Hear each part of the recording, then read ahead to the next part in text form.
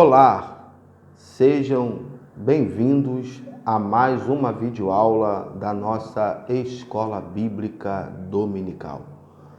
Hoje estaremos abordando a lição de número 6 do segundo trimestre do ano de 2020. Lição que tem por título A Condição dos Gentios sem Deus. Se você está chegando pela primeira vez no nosso canal, existem outras videoaulas da nossa lição da Escola Bíblica Dominical. Então acesse lá o nosso canal Wagner Silva Oficial e assistam às outras lições que já foram gravadas e já estão aí disponível para você. Bom, lição de número 6. Hoje vamos tratar da condição dos gentios sem Deus. A leitura bíblica em classe encontra-se em Efésios, capítulo de número 2, do versículo de número 11 ao versículo de número 12, depois Romanos, capítulo 4, versículo 12 ao versículo 14. Efésios 2, Paulo vai discorrer sobre a condição dos gentios dentro da incircuncisão. Então, fazendo aqui um resumo da leitura bíblica em classe, o capítulo 2, do versículo 1 ao versículo 10, Paulo está lembrando a condição da igreja de Éfeso, de vida passada e agora vida presente, alcançados pela graça. No capítulo 2, do versículo 11, Paulo agora vai discorrer sobre a condição dos gentios sem fazerem parte da promessa de Deus a Israel. Algo separava os gentios do povo eleito, da nação judaica, que era exatamente a circuncisão, o pleito, ou o pacto abraâmico da circuncisão, onde todo menino ao 8º dia deveria ser circuncidado, cortando ali a carne do prepúcio do órgão genital masculino. Sendo assim, uma vez circuncidado, a pessoa tinha o direito de ingressar e participar das promessas que Deus havia estabelecido para a nação de Israel. Promessa essa que fala a respeito da vinda do Messias. Então Paulo agora ele vai discorrer acerca dessa questão e desse questionamento que estão surgindo dentro do seio da igreja, porque judeus estavam acusando e falando que os gentios não tinham direito por não serem circuncidados. Bom, vale a pena ressaltar aqui alguns pontos que, primeiro, Israel são filhos eleitos. Israel são filhos adquiridos e, sendo filhos eleitos, eles são participantes das promessas de Deus. Os gentios, eles se tornaram filhos adotivos. Logo, o filho adotivo, sendo reconhecido pelo pai, ele passa a ter os mesmos direitos de filhos eleitos. O Evangelho de João, no seu capítulo 1,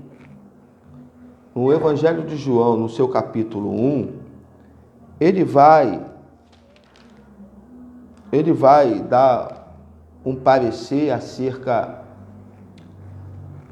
dessa adoção.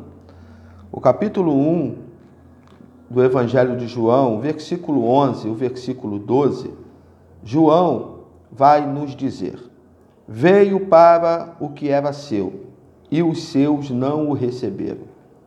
Mas a todos quantos o receberam, deu-lhes o poder de serem feitos filhos de Deus, ao que crê em seu nome.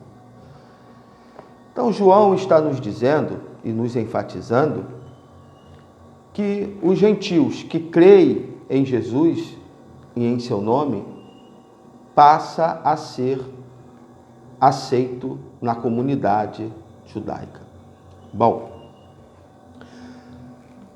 a incircuncisão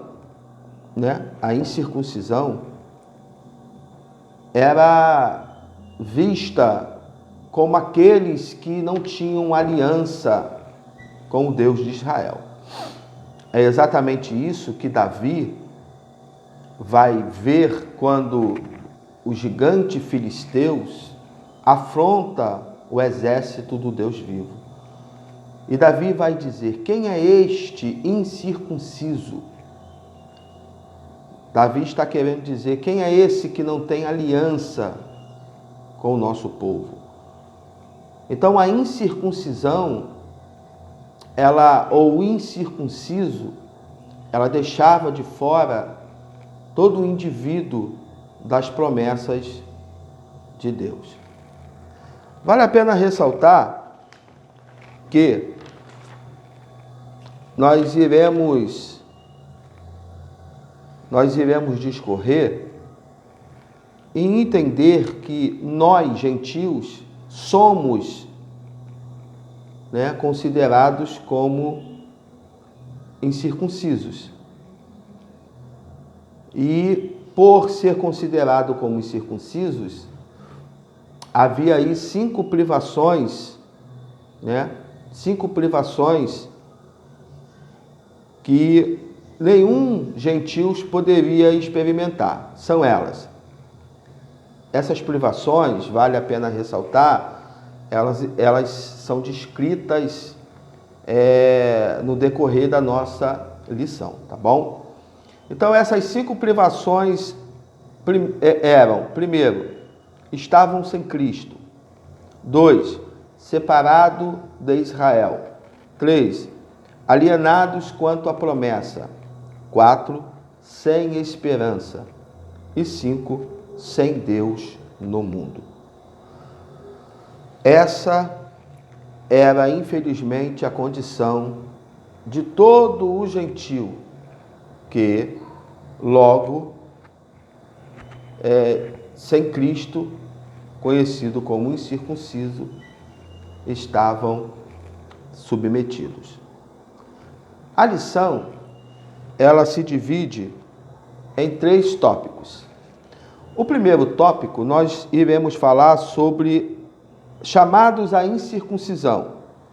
Então, aqui a gente vai estudar o conceito de circuncisão, o significado religioso da circuncisão, a circuncisão do coração e a circuncisão da nova aliança. O tópico 2, nós iremos falar sobre estranhos ao concerto da promessa. Uma vida sem Cristo, separados da comunidade de Israel e alienados aos pactos da promessa. A lição, o tópico 3, nós iremos falar sobre sem esperança e sem Deus, tá? Desprovido de esperança e sem Deus no mundo, tá? Então, irmãos, para a gente enxugar ao máximo a nossa lição, é importante saber que os gentios não tinham parte com a promessa de Abraão e por isso não eram herdeiros das promessas. Nesse sentido, a Epístola aos Efésios mostra a condição da posição gentílica, incircuncisos, sem Cristo, separados de Israel e longe da promessa, sem esperança e sem Deus no mundo. Vamos discorrer, vamos entender o que Paulo está dizendo aos Efésios e vamos dar glória a Deus, porque somos filhos adotivos, porque aceitamos e cremos no nome de Jesus. O texto chamado incircuncisão, na era antes de Cristo, além de mortos espiritualmente, os gentios eram desprezados pelos judeus e identificados como incircuncisos. Então a gente já deu aí uma pincelada no conceito circuncisão, né, que era a remoção cirúrgica ali do prepúcio do órgão sexual masculino. Esse rito, né, se deu pela primeira vez lá em Gênesis, no capítulo de número 17, onde Deus então vai fazer o pacto a Abraão, onde nós conhecemos como pacto abraâmico, onde Deus ordena então a Abraão a circuncidar toda criança a partir daquele momento, com o 8º dia de nascido. Abraão vai ser circuncidado com 99 anos de idade. Ismael vai ser circuncidado aos 13 anos de idade. Essa exceção se deu porque ali iniciava-se o pacto abraâmico. Então, todo menino agora que nascesse deveria ter esse órgão cortado ao 8º dia. E todo escravo que nascesse dentro da comunidade de Israel também deveria ter esse órgão cortado. Também aqueles que se rendessem à fé do Deus de Israel também poderia passar pelo pacto da circuncisão, fazendo assim, então, parte, né, ou ingressava, ou tinha o direito de ingressar dentro dos ritos, né, estabelecidos pelo povo judeu. Tá? Então, qual era o significado? Que significado teria eu cortar, né, o prepúcio, ou remover o prepúcio do meu órgão sexual masculino? Ora, para Israel, isso significava um ato religioso, apontando então para alguém que estava se santificando, tá? E isso apontava para a santificação. Como a ruptura e as práticas idólatras estavam fortemente relacionadas com a sexualidade depravada, a circuncisão simbolizava a aliança de purificação requerida ao povo escolhido. Era algo, irmãos, tão sério que os judeus recusavam-se até mesmo a comer com os incircuncisos. Para você ver como existia ali, né, uma rejeição, por parte dos judeus em relação a comer com algum incircunciso. Isso também se deu na época de Cristo, porque os fariseus acusavam Jesus de se misturar com esse povo. Haja vista que no tempo de Jesus, fortemente quem está imperando era o Império Romano e tinha forte influência da comunidade grega dentro de Israel. Então Jesus ele vai lidar com todo esse povo e vai ser fortemente criticado pelos fariseus por causa dessa união, tá? Aí agora a gente vai ter a circuncisão do coração. Por quê? Porque a circuncisão do fato do corte do prepúcio, ela se tornou algo pejorativo no meio da nação de Israel. Então vai chegar um ponto de Deus dizer, além de vocês cortar, né, o prepúcio da carne, ao invés de você cortar a carne, corte o prepúcio do coração, porque o povo, mesmo sendo circuncidado, mesmo a circuncisão tendo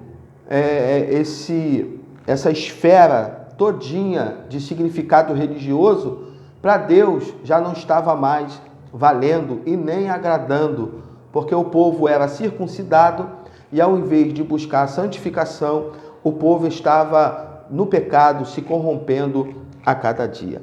Então Deus vai dizer, né, que era bem melhor o povo circuncidar o coração. Então Paulo reconhece que os gentios não faziam parte da circuncisão, mas como ressalva, os sinais dos judeus eram apenas físico e realizado por mãos humanas. A boa nova que Paulo traz é que a verdadeira circuncisão não se tratava de uma operação externa, na carne, realizada pelos homens, mas a que é feita no interior, o que é do coração. Ou seja, a pessoa que era circuncidada era na carne, mas não havia o seu coração se voltado, diretamente para Deus.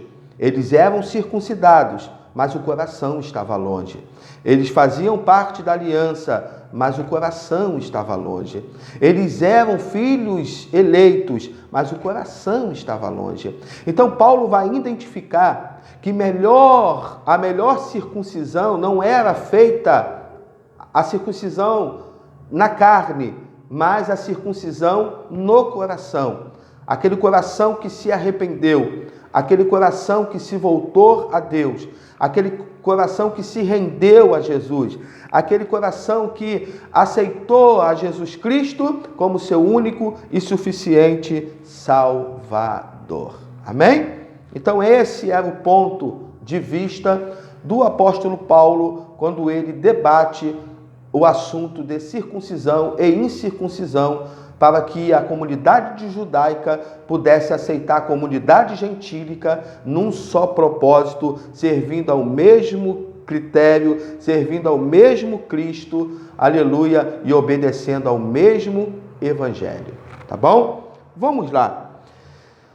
O tópico de número 2, irmãos, nós iremos discorrer sobre os gentios ser estranhos ao conceito da promessa. Haja vista que nenhum gentio tinha direitos herdados por Israel, né? Nenhum gentio tinha nenhum direito estabelecido, porque a promessa valia somente para Israel. Então, nessa parte, o apóstolo Paulo aponta a situação dos gentios naquele tempo estáveis sem Cristo, separados da comunidade de Israel e estranhos aos conceitos da promessa. Ou seja, os gentios viviam uma vida sem Cristo. Ao descrever a história passada dos gentios, o apóstolo traz à memória que naquele tempo, isto é, antes da regeneração, eles viviam imersos no paganismo e, portanto, sem Cristo. Isso indica que a religiosidade dos gentios era incapaz de inseri-los na promessa messiânica de salvação. Por quê? Porque os gentios eles adoravam outros deuses, né?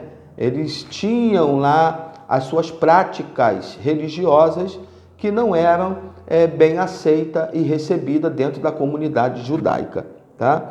Então, também significa que eles desconheciam a Cristo, como também eram indiferentes à promessa acerca de sua obra.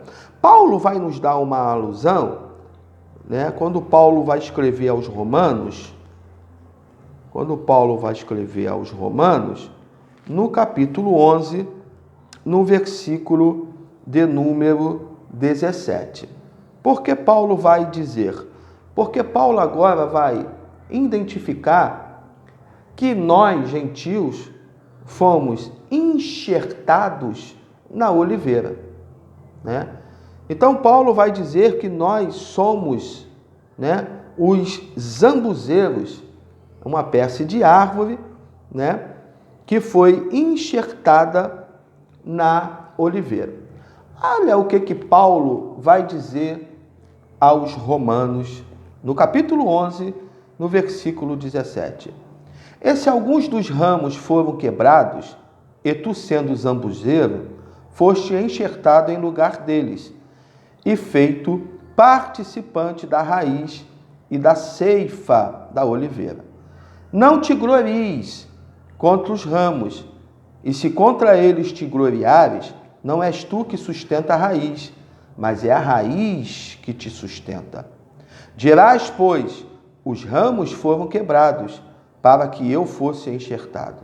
Está bem, pela sua incredulidade foram quebrados, tu está em pé pela fé. Então, não te ensoberbeças, mas teme. Porque se Deus não poupou os ramos naturais, ou seja, se Deus não poupou os filhos eleitos, tampouco poupará a ti também. O que Paulo está dizendo à comunidade romana, à comunidade gentílica, dentro desse texto? Paulo está dizendo que os gentios que foram enxertados dentro da oliveira têm que viver uma vida de gratidão, têm que viver uma vida de devoção, têm que viver uma vida de fidelidade. Por quê?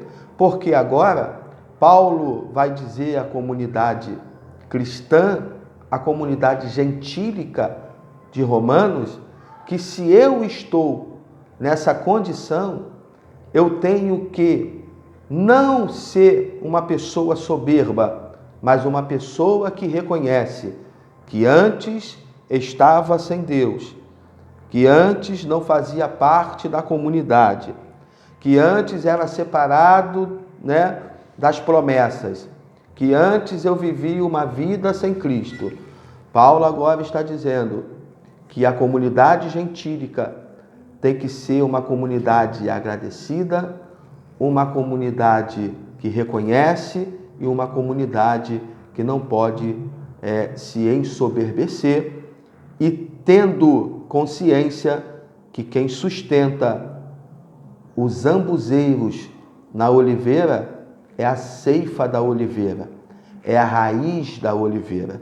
E Paulo está dizendo, vocês estão de pé por causa da fé. Isso vale apenas ressaltar a imensurável obra que Jesus praticou pela vida da raça humana. Amém?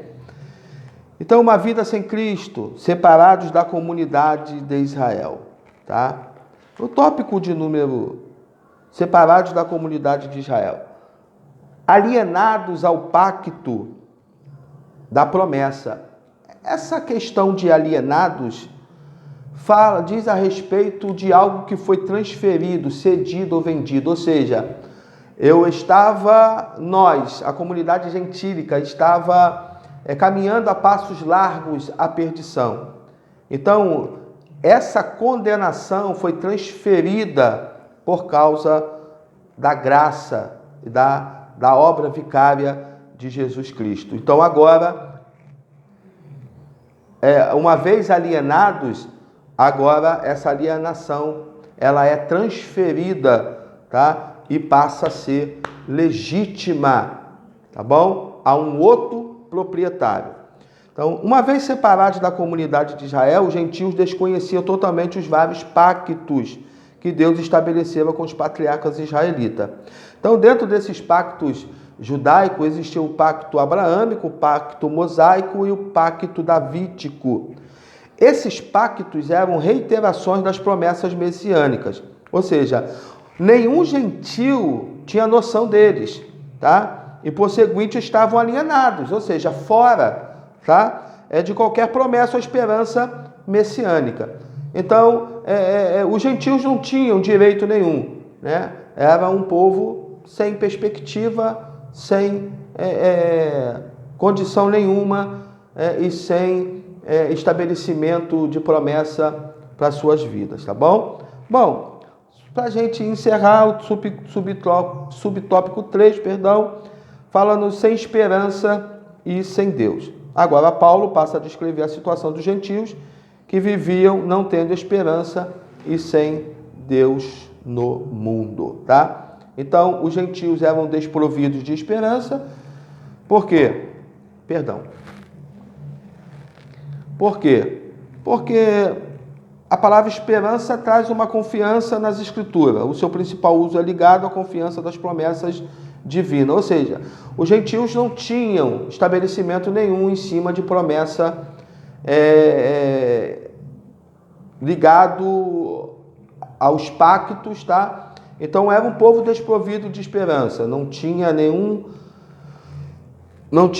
conformidade aí acerca disso, tá? E sem Deus no mundo, tá? Sem o verdadeiro Deus, né? A expressão sem Deus não significa que os gentios não serviam, não acreditavam numa divindade. Pelo contrário, os gentios não serviam à comunidade, ao Deus da comunidade judaica, mas eles, né, como politeístas e idólatras, né, acreditavam e adoravam a muitos deuses. Assim, por meio do seu paganismo, estavam alienados do que Deus havia revelado a Israel, tá? Então, esse conceito todo deixava os gentios de fora. Então, Paulo está fortemente querendo trazer a comunidade gentílica para a aprovação da comunidade judaica. E isso, para a gente encerrar, fazer a conclusão, eu gostaria de ler o capítulo de número 15 do livro de Atos dos Apóstolos. Por quê? É exatamente aqui que vai ser gerado, né, a permissão para que os gentios fossem aceitos na comunidade judaica. Então, o capítulo 15 fala a respeito de uma reunião, uma assembleia, né, em Jerusalém. Então, eu vou ler aqui alguns versículos para que não fique muito extenso. O versículo 4 diz assim: quando chegaram a Jerusalém, foram recebidos pela igreja. Quando chegaram, aqui está dizendo de Paulo e Barnabé, tá bom? Igreja pelos apóstolos e anciões, e lhes anunciavam com grandes coisas Deus tinha feito com eles. Alguns, porém, da seita dos fariseus que tinham crido, se levantavam dizendo que era misto circuncidá-los e manter-lhes que guardassem a lei de Moisés. Ou seja, alguns fariseus se converteram a Cristo, e esses mesmos fariseus estavam querendo que todos os gentios fossem circuncidados para serem participantes do pacto messiânico. Então, congregavam-se, pois, os apóstolos e os anciões para considerar este assunto. E, havendo grande contenda, levantou-se Pedro e disse: varões. Então, irmãos, voltando aqui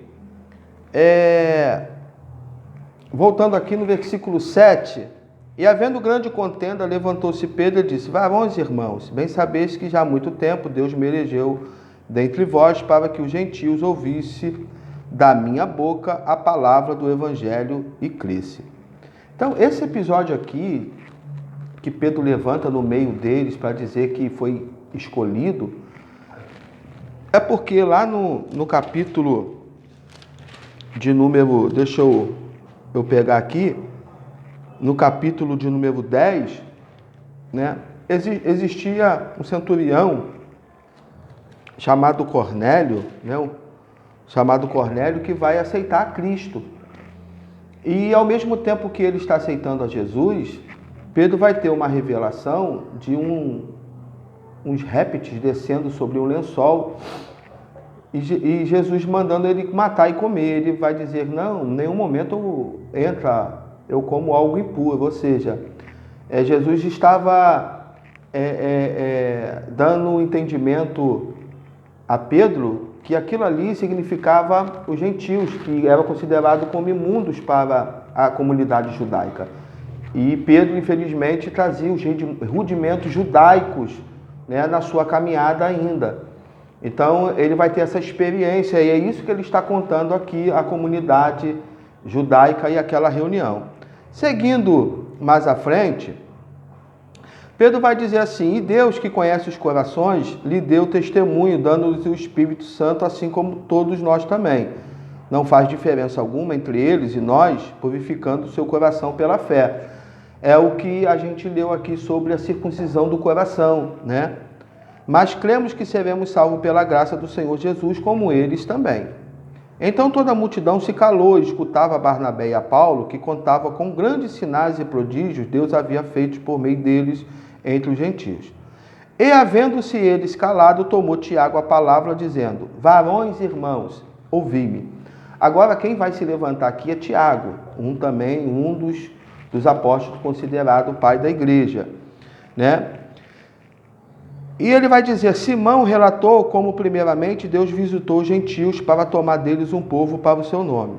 E com isto concordavam as palavras dos profetas, como está escrito: depois disso voltarei e reedificarei o tabernáculo de Davi, que está caído, levantá-lo-ei das suas ruínas e tornarei a edificá-lo, para que o resto dos homens busque ao Senhor, e também todos os gentios sobre os quais o meu nome é invocado, diz o Senhor que fez todas essas coisas.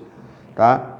Então, o que vai aqui, qual é a conclusão que vai se chegar aqui?